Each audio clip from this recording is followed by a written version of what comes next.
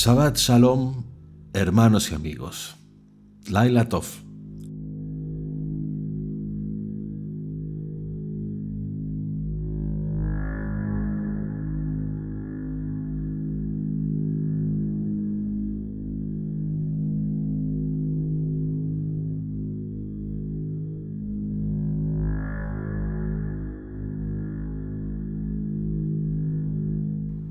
El mes hebreo de Elul a veces se llama el mes del amor y la compasión, basado en el acrónimo formado por Yo soy de mi amado y mi amado es mío, del texto de Cantares 6.3. Este conmovedor verso alude al misterio de que Dios es nuestro novio celestial y nosotros somos su prometido.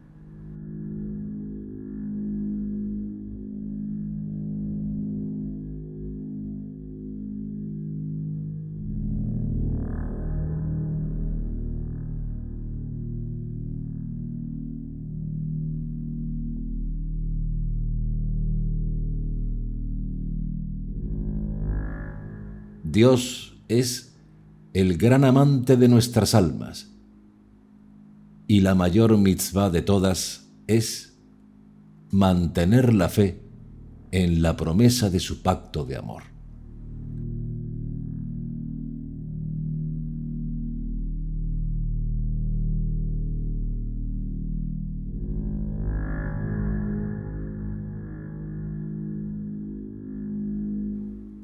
Y el único camino es volver al amor de antes, volver al primer amor.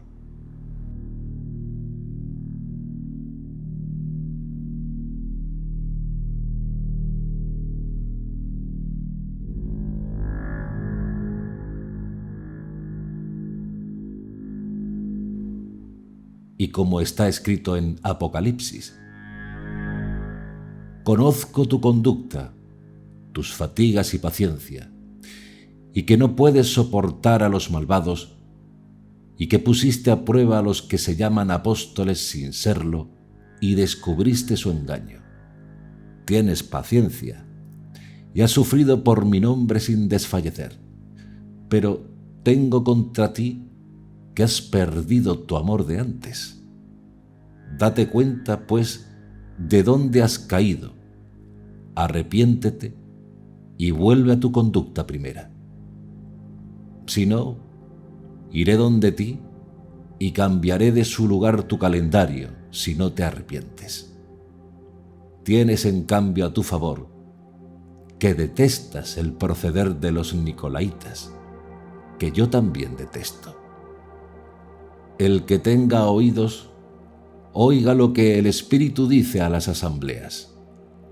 Al vencedor le daré a comer del árbol de la vida que está en el paraíso de Dios. Apocalipsis 2:7.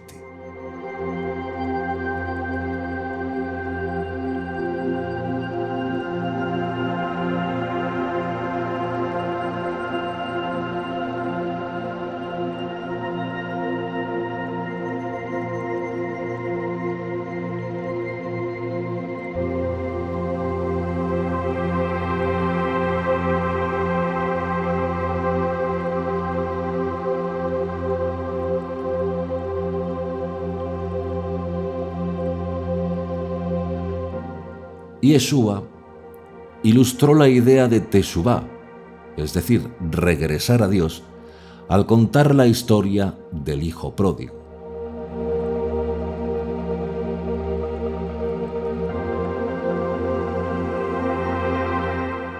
Después de gastar la herencia de su padre, el hijo descarriado decidió regresar a casa lleno de vergüenza y reproche. Pero cuando aún estaba lejos, su padre lo vio y se compadeció de él. Corrió hacia su hijo, lo abrazó y lo besó.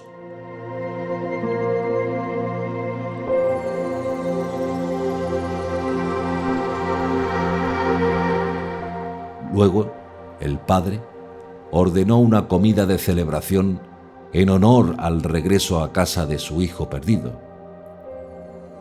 Cuando su hermano mayor se opuso, el padre dijo: «Tenemos que celebrar y alegrarnos, porque este hermano tuyo estaba muerto y ha vuelto a la vida, estaba perdido y ha sido encontrado».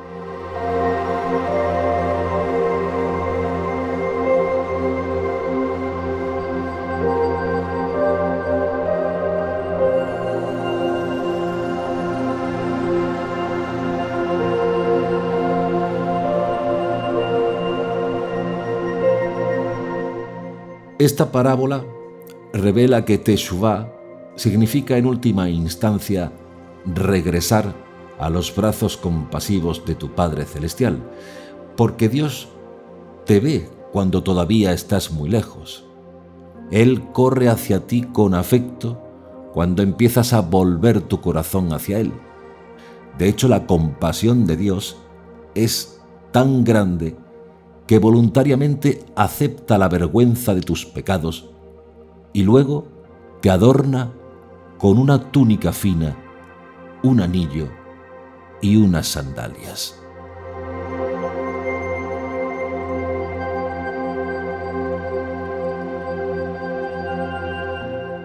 En ese sentido, Dios envió a Yeshua a buscar y salvar al perdido.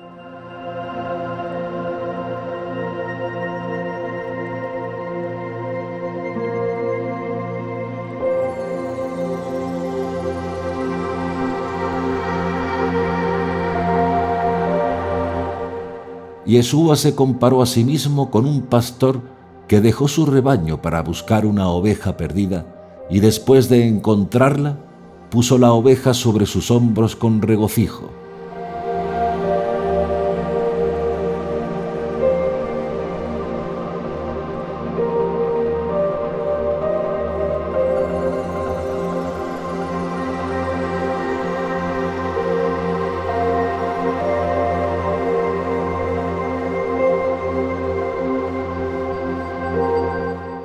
También se comparó a sí mismo con una mujer que perdió una moneda, pero la buscó diligentemente.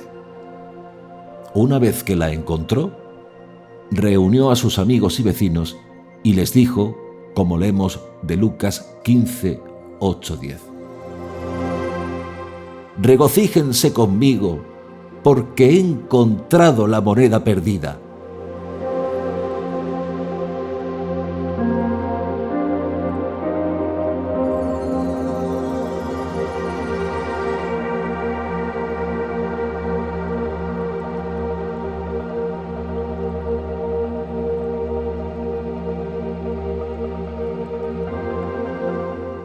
El rey David cometió una serie de pecados por maldad y con intención. Por ejemplo, el caso de Betsabé.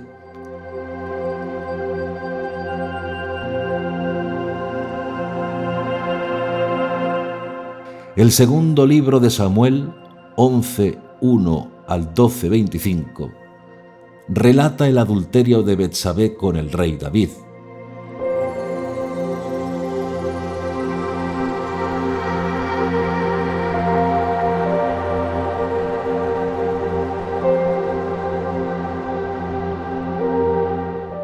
El embarazo resultante de la relación y el subsecuente asesinato de su esposo Urías, el hitita, para ocultar la culpa y la identidad del padre de la criatura que Betsabé llevaba en su vientre.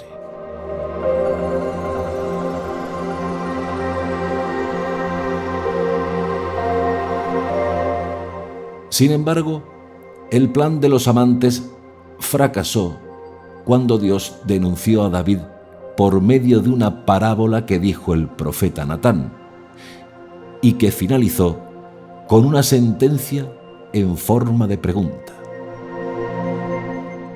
¿Por qué menospreciasteis a Yujei Bajei y haciendo lo malo a sus ojos, matando a espada a Urías el hitita, tomando a su mujer por mujer tuya?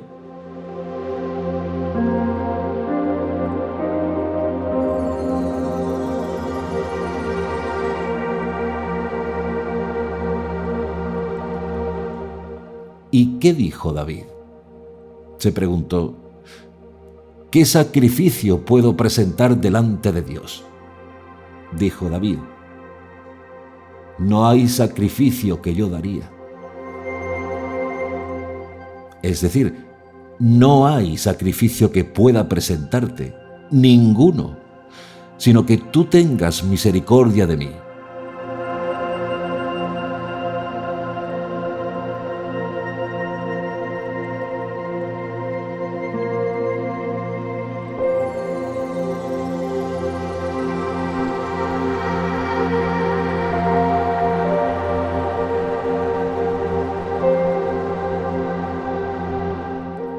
¿A qué se acogió David para recibir perdón y limpieza?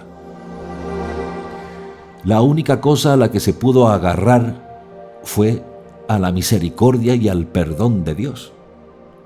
Ningún sacerdote podía exonerarlo y decirle: estás limpio de tu pecado.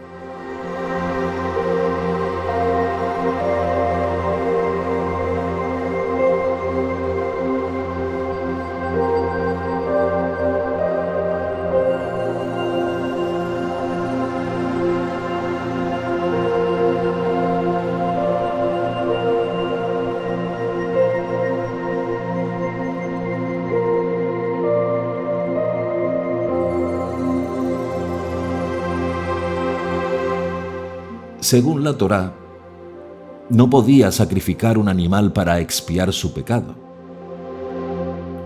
¿Qué hizo David? David dijo: ten misericordia de mí, oh Señor, conforme a tu misericordia y conforme a la multitud de tus piedades, borra mi rebelión. Lávame más y más de mi maldad, límpiame de mi pecado. Purifícame con hisopo y seré limpio. Lávame y seré más blanco que la nieve.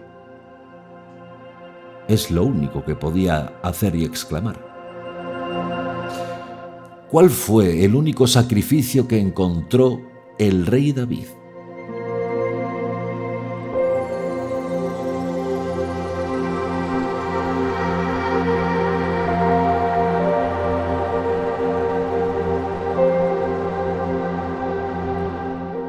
El único sacrificio que Hashem aceptaría es el de un espíritu quebrantado, porque como dice el Salmo, al corazón contrito y humillado no despreciarás tú, oh Dios.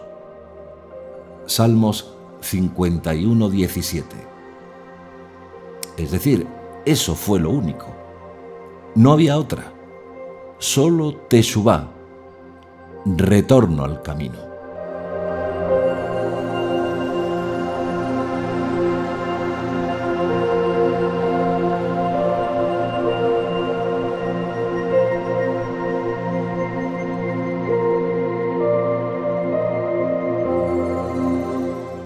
Otra imagen de cómo Dios busca y salva a los perdidos se revela en la metáfora del hombre fuerte que rescata a los rehenes.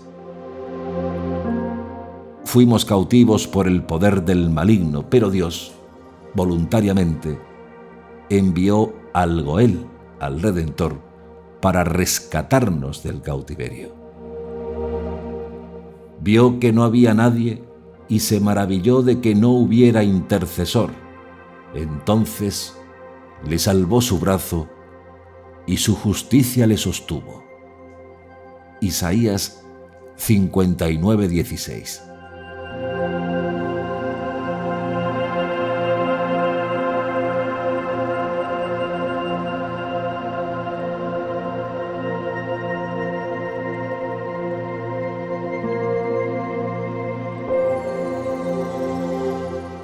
¿De qué sirve la Teshuvá sin una esperanza genuina?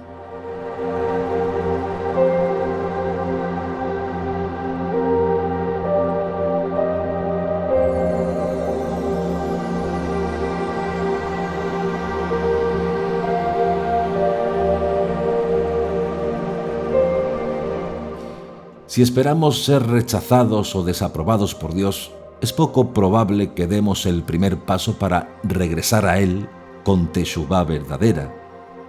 O si creemos que somos aceptados condicionalmente, regresaremos en un estado de autojustificación, como el hijo mayor en la parábola del hijo pródigo de Yeshua. En ese caso, necesitaríamos mantener una lista de verificación en nuestra mente de todos los mandamientos que hemos guardado.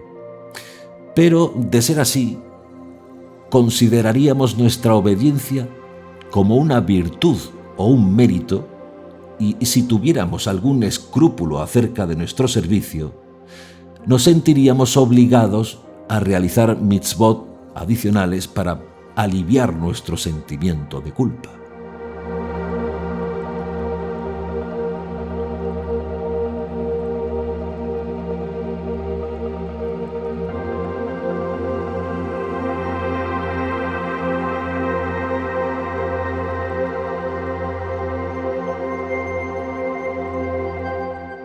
Teshuvá significaría esencialmente preparar una defensa legal, argumentando que sobre la base de nuestros méritos debemos ser aceptados ante la presencia de Dios.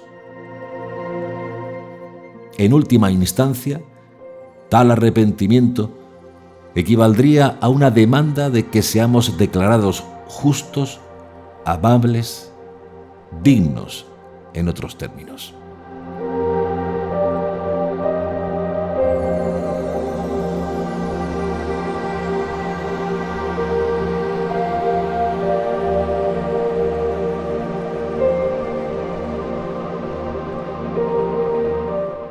Las primeras palabras de Yeshua en su misión pública fueron: «El tiempo se ha cumplido y el reino de Dios está cerca.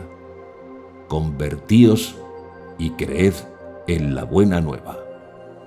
Como nos dice Marcos, capítulo 1, verso 15.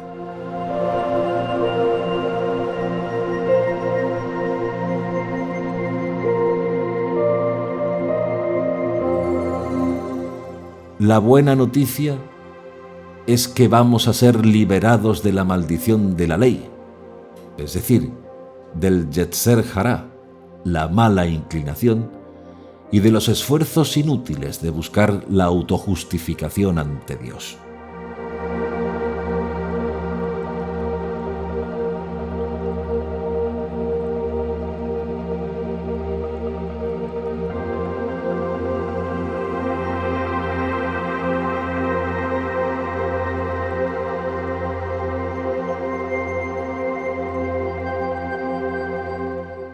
Ya no necesitamos vivir con el temor de la aceptación condicional y por tanto de nuestro valor condicional. Y como dijo Pablo: «Tened pues entendido, hermanos, que por medio de éste os es anunciado el perdón de los pecados y la total justificación que no pudisteis obtener por la ley de Moisés, la obtiene por él todo el que cree». Hechos 13, 38-39.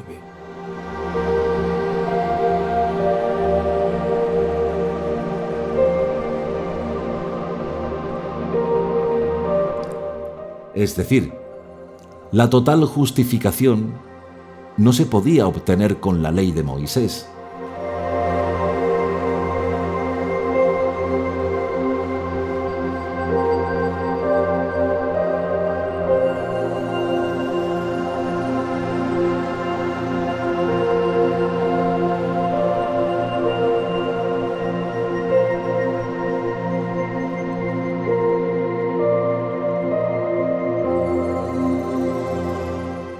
Las transgresiones de tipo Peshaim no tienen un sistema en el sacerdocio de Aarón, y a aquellos que no comprendan este asunto, les recuerdo o anuncio que este tema lo estudiamos en la serie La historia detrás del Mesías.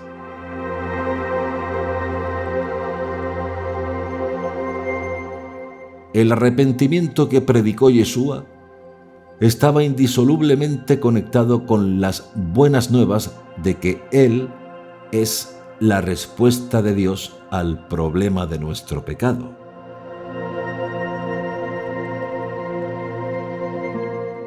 Yeshua se autoanuló a sí mismo para poder dejar espacio a Dios, siendo el portador del pecado designado del mundo.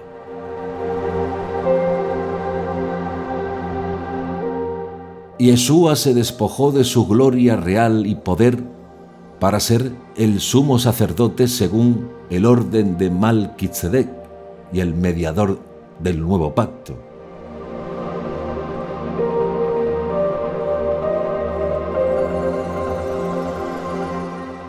Vino a Jerusalén, Moría, con el propósito explícito de sufrir, morir y resucitar de entre los muertos. Yeshua murió no solo por nuestro perdón, sino también para librarnos de la ley del pecado y la muerte. Es decir, el poder que el pecado tiene en nuestras vidas. Murió para liberarnos, para que pudiéramos convertirnos en los hijos amados de Dios.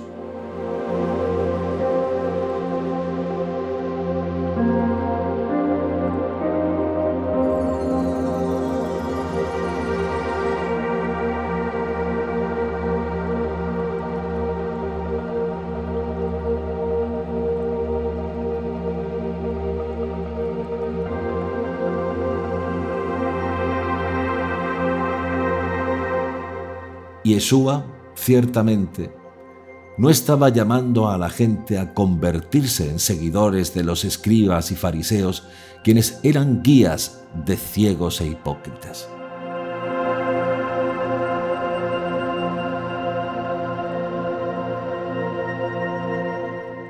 No quería que la gente se convirtiera en esclava de los rituales de hombres. Llamó a la gente a seguirlo. Toma tu cruz y sígueme. Es decir, cambia tu pensamiento, consuélate porque hay buenas noticias del cielo.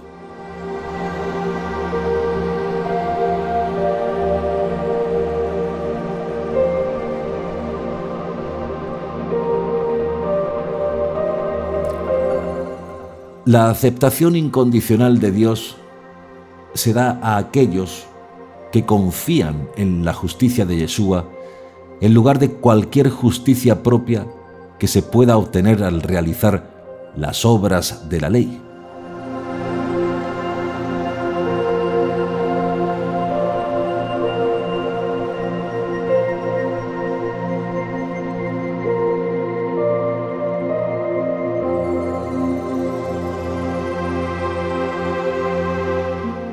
¿Esto invalida las obras de la ley? En absoluto. Y ya hemos explicado y enseñado mucho sobre esto, porque las obras perfeccionan nuestra fe. Pero las obras no sirven para justificar nada, porque el propósito de la ley es el Mesías para todo aquel que cree.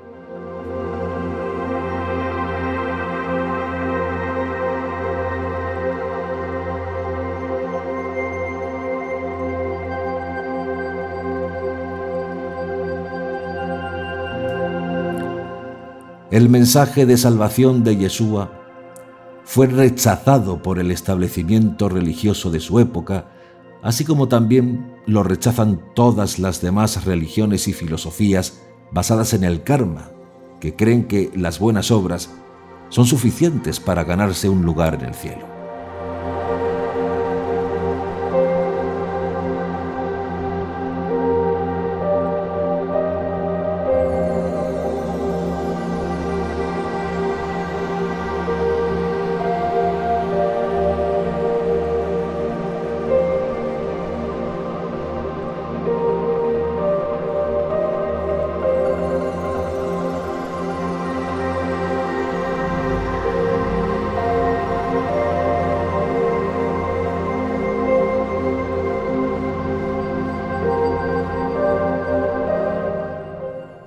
Después de todo, algunos judíos religiosos, no todos, sino algunos, asumieron que ya tenían los requisitos para el arrepentimiento y los medios para encontrar la expiación con Dios a través de los rituales y prácticas que rodean las grandes fiestas.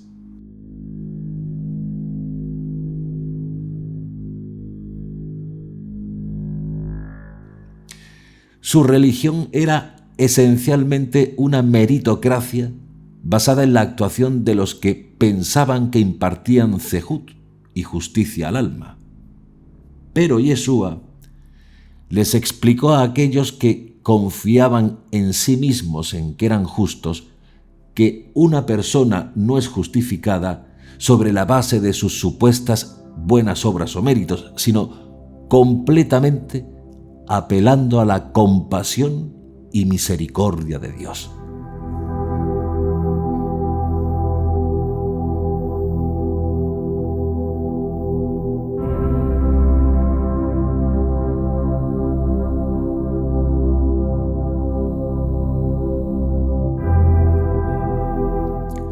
Para Yeshua, como enseñó en su parábola, el justificado ante Dios fue el recaudador de impuestos, el despreciado, no el fariseo moralista que dejó el templo autojustificado.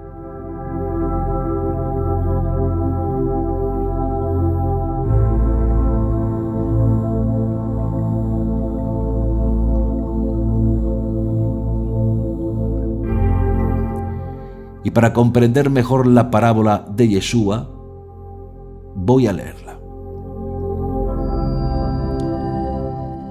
A unos que confiaban en sí mismos como justos y menospreciaban a los demás, les propuso esta parábola. 2 hombres subieron al templo a orar, el uno fariseo y el otro publicano. El fariseo, de pie, oraba consigo mismo estas cosas.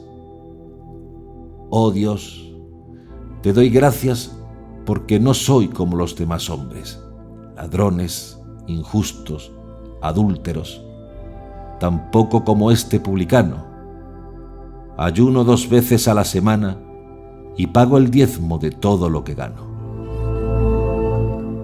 Pero el publicano, a distancia, no quería ni aún alzar los ojos al cielo, sino que se golpeaba el pecho diciendo: Oh Dios, sé propicio a mí pecador. Os digo que éste bajó a su casa justificado antes que aquel, porque todo el que se enaltece será humillado, y el que se humilla será enaltecido. Lucas 18, 9-14.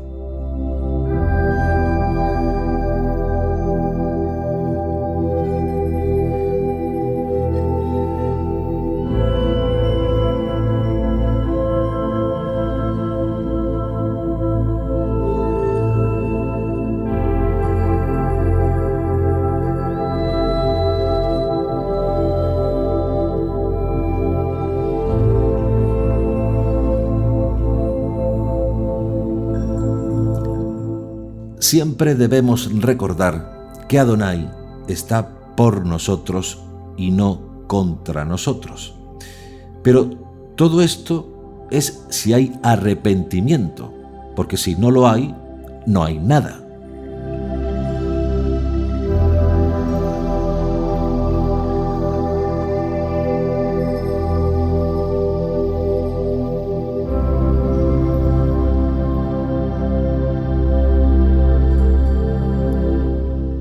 Y recuerden lo que dijo Yeshua: antes, si no os arrepentís, todos pereceréis igualmente. Lucas 13:3.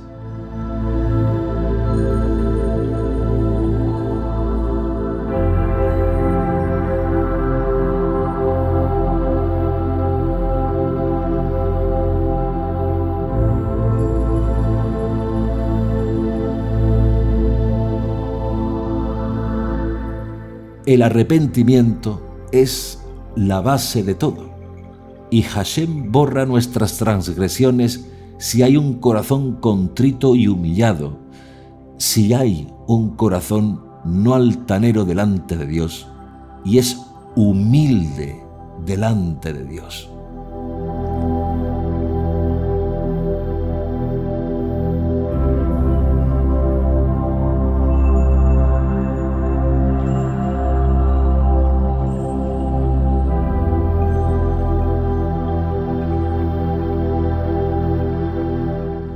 El arrepentimiento es la base y lo podemos ver por toda la Torá, lo que nos lleva de pasada al tema de la reencarnación.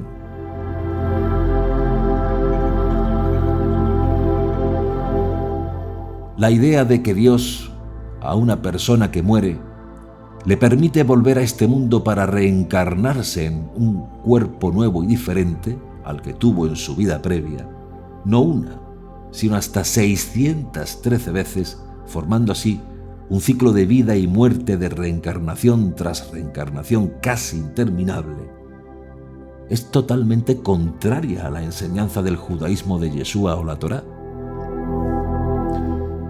Y para nosotros, como ya hemos estudiado, esta teoría es contraria a la doctrina de expiación que nosotros encontramos en la ley de Moisés y sugerida por los profetas. Porque nos preguntamos, si podemos alcanzar la perfección sin la ley de Moisés, sino por medio de sucesivas reencarnaciones, entonces, ¿para qué Dios estableció el principio del arrepentimiento y la ofrenda de expiación de la mañana, de la tarde, del Shabbat, del novilunio, de las provisiones del perdón de los pecados de hierro y demás pecados, tanto a nivel personal como nacional?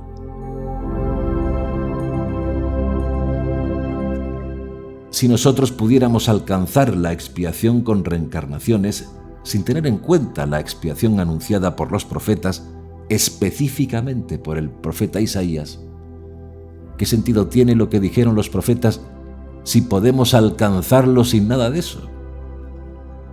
Sino solamente a través de sucesivas reencarnaciones.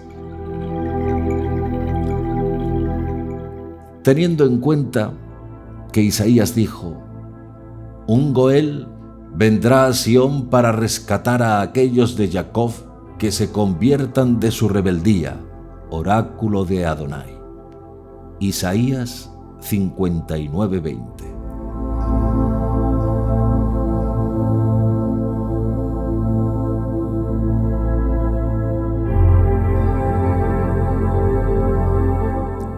Por otro lado, en Hebreos 9:27, se pone en boca del rabino Pablo de Tarso: es necesario que todos los hombres mueran una vez, y después de esto, el juicio.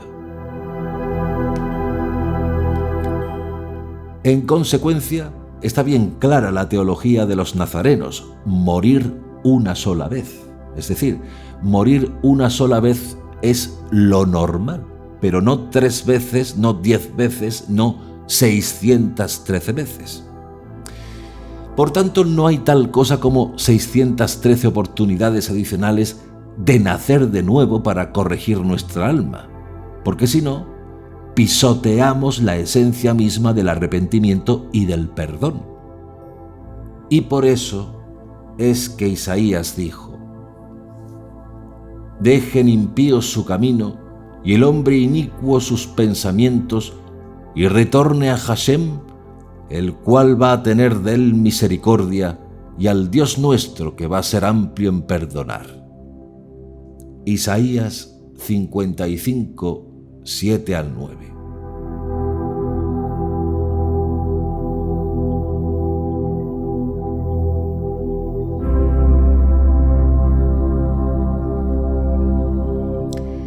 En la teología judía, cuando uno se acoge al recurso del arrepentimiento, Dios perdona y limpia de todo pecado.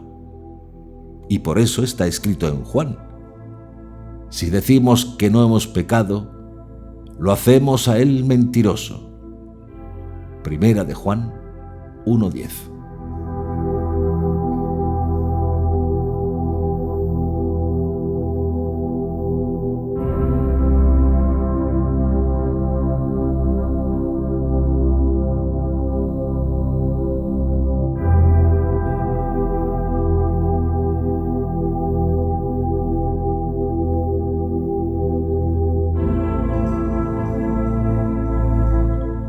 Y los salmos. Los salmos dicen: pero todos se han descarriado, a una se han corrompido. No hay nadie que haga lo bueno, no hay uno solo. Salmos 53, 3, 5.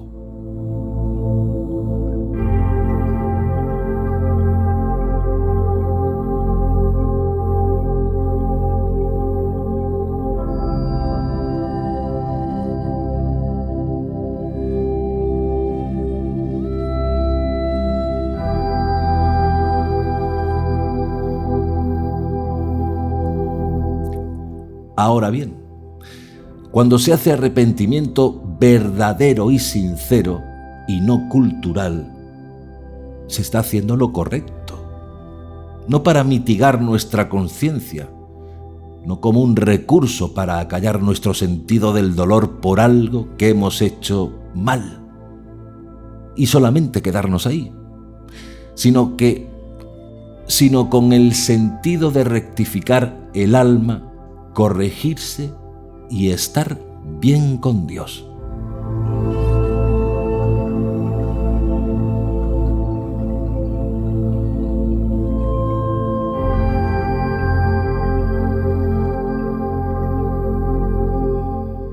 Dice la teología judía que cuando se hace arrepentimiento en ese nivel, se cumple en nosotros lo que está escrito.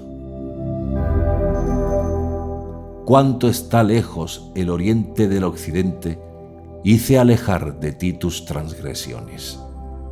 Salmos 103, 12.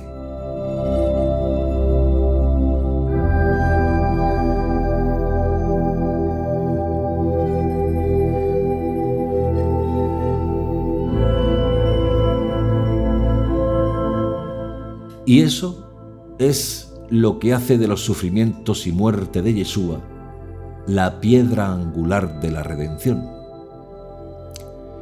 Y por eso la Torá dice que Dios le dijo a Moisés: el que no escuche la voz de ese profeta que yo voy a levantar, que yo voy a enviar, le voy a pedir cuentas.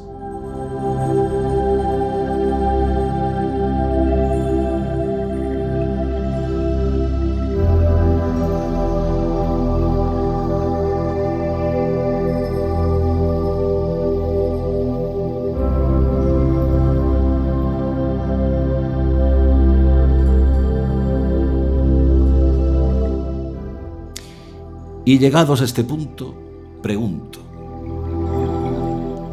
si Dios perdonó a David 1000 años antes de nacer Yeshua, ¿por qué requerimos que al Mesías, en su función sacerdotal, se exigiera el martirio?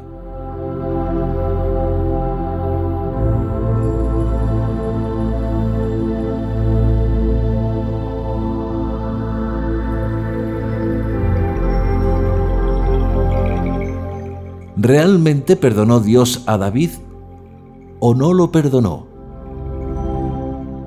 ¿Qué pasó realmente?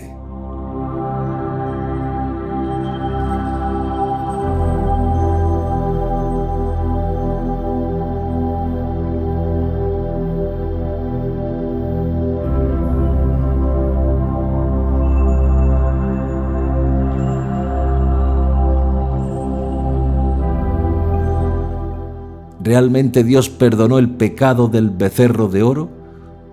¿O todavía lo están pagando?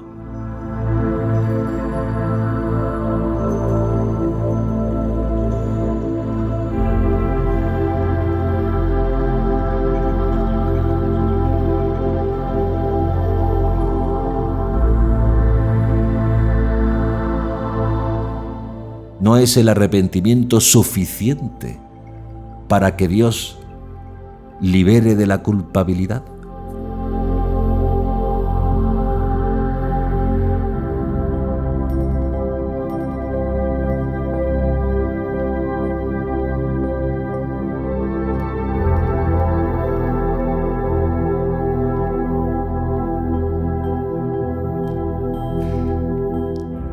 Todas estas preguntas y muchas más damos respuesta en la historia detrás del Mesías, que tienen a su disposición en nuestro canal. Pero para no dejar este asunto tan crucial, vamos a responder con una cita del Tanaj, Devarim, Deuteronomio, capítulo 29, versículo 10 en adelante, dice: con vuestros hijos y vuestras mujeres, y también el forastero que está en tu campamento, desde tu leñador hasta tu aguador, a punto de entrar en la alianza de Adonai tu Dios, jurada con imprecación, que Adonai tu Dios concluye hoy contigo para hacer hoy de ti su pueblo y ser Él tu Dios, como te ha dicho y como juró a tus padres Abraham, Isaac y Jacob. Y no solamente con vosotros hago yo hoy esta alianza y esta imprecación, sino que la hago tanto con quien está hoy aquí con nosotros, en presencia de Adonai nuestro Dios, como con quien no está hoy aquí con nosotros. ¿Han entendido lo que estoy diciendo? La Torá dice: y no solamente con vosotros hago yo hoy esta alianza, sino con quien no está hoy aquí con nosotros.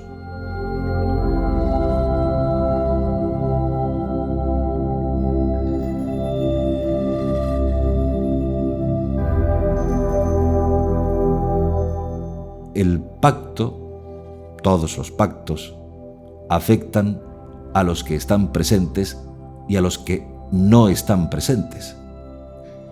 ¿Quiénes eran los que no estaban allí con ellos? Los que ya habían muerto y los que no habían nacido de la casa de Israel.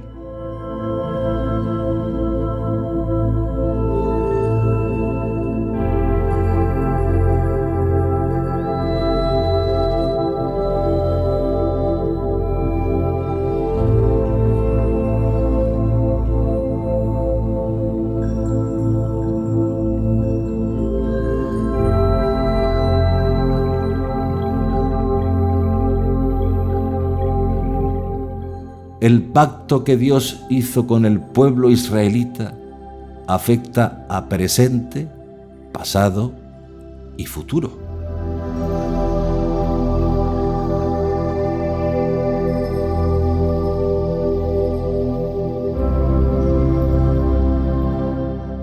Ahora bien, Dios hizo una promesa de revisión de ese pacto y de renovación de ese pacto. Y por eso Jeremías dijo: he aquí que días vienen, oráculo de Adonai, en que yo pactaré con la casa de Israel y con la casa de Judá una nueva alianza. Jeremías 31:31.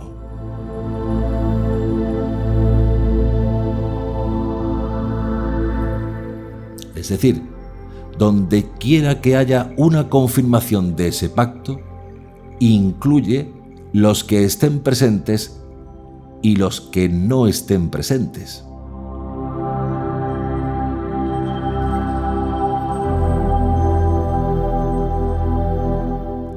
¿Y qué hizo Yeshua? Dijo Pablo de Tarso en Romanos 15:8, para confirmar las promesas hechas a los padres. Es decir, ¿para qué viene el Mesías, entre otras cosas?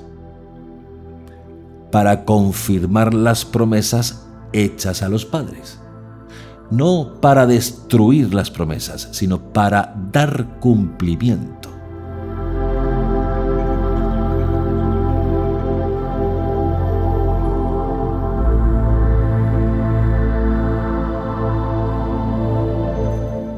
Pero claro, todo esto es si hay arrepentimiento, porque si no lo hay, no hay nada.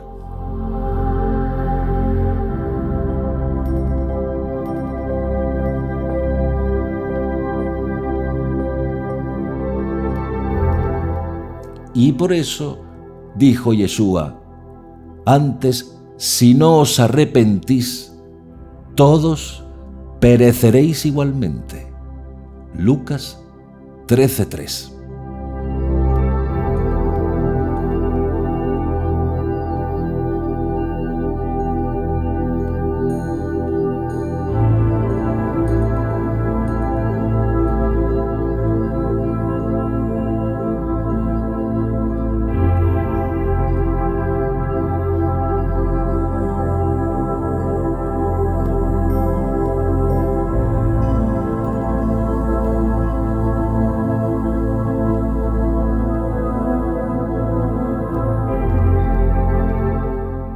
Permítanme ahora escuchar a Yeshua en hebreo en el Sermón de la Montaña, porque su yugo es fácil y su carga ligera.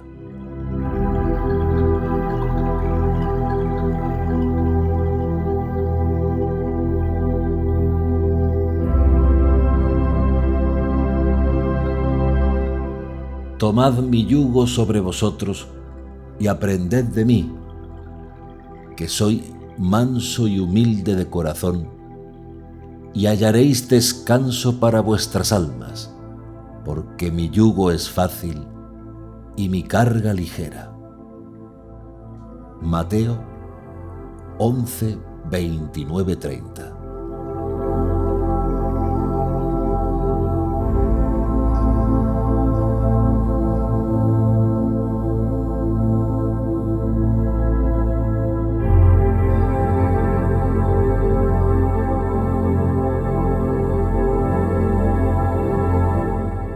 El arrepentimiento es la base de todo.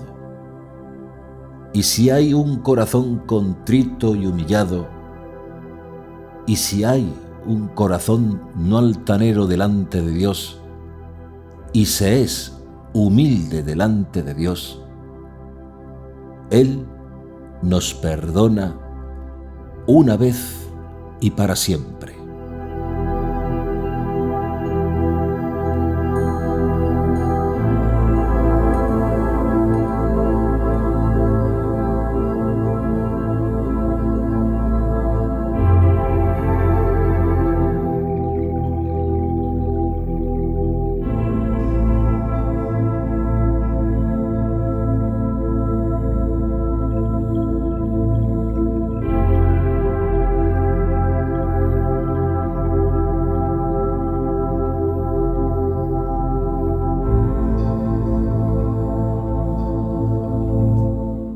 Ha sido un placer compartir con todos ustedes este 11º episodio de Shabbat Audio Life.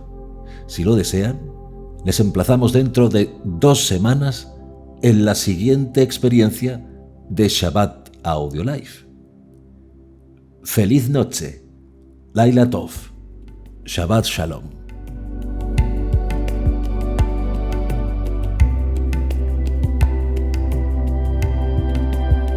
Shabbat Shalom.